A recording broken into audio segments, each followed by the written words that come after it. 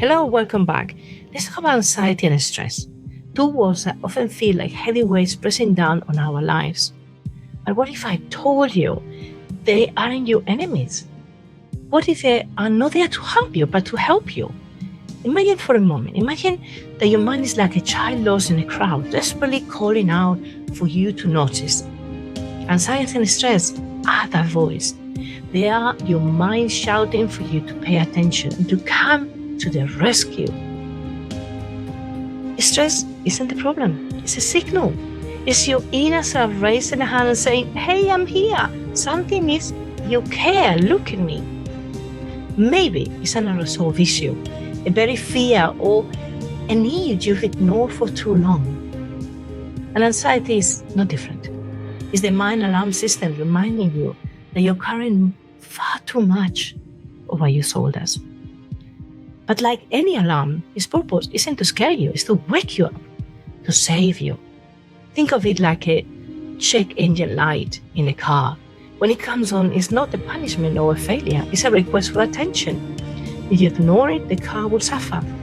But if you stop, lift the hood, and address the issue that is inside, you not only fix the problem, you make the car stronger for the road ahead.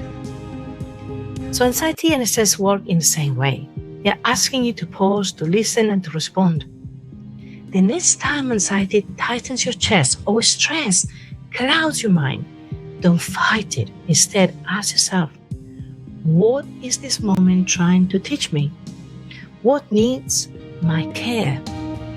And often the answer lies really right in front of us in something very simple. Maybe just take a break, or take a deep breath, or repair a boundary that is broken, or even just a moment to slow down. Is it true that sometimes it's not that easy to find it? And true strength doesn't come from ignoring stress or suppressing anxiety. It comes from meeting them with curiosity and compassion. It's about saying to yourself, I see you, I hear you. Let's figure out the response together. When you respond this way, you're no longer running from the voice in the crowd. You are waking up to and addressing it, going towards it with arms open, ready to help.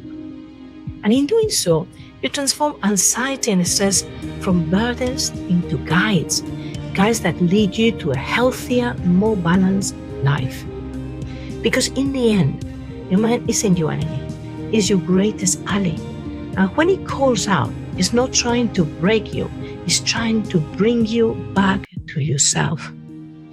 So when you're finding yourself in this way, stuck, ask that question. If it doesn't come naturally, the answer, just simply say, okay, I'm going to guess. And you will find that when you do that, something comes out. And you will say, yes, Maria, but now it comes out, I don't know what to do with it. Some of the things you will know, some of the things you may not, and you may need a professional. So reach out, obviously. More than happy to offer you guidance. And obviously, some of my techniques will be great for you, some of them may not. So I will always be very honest to you. It is quite important to identify what works for you. Some people come and think, okay, with just practicing mindfulness, I'm going to be able to conquer stress and anxiety, and it's not going to be enough. Mindfulness is a wonderful technique that will help you to manage everyday stresses and anxieties for a little bit of time, but you will need to unroot what is at an unconscious level triggering you.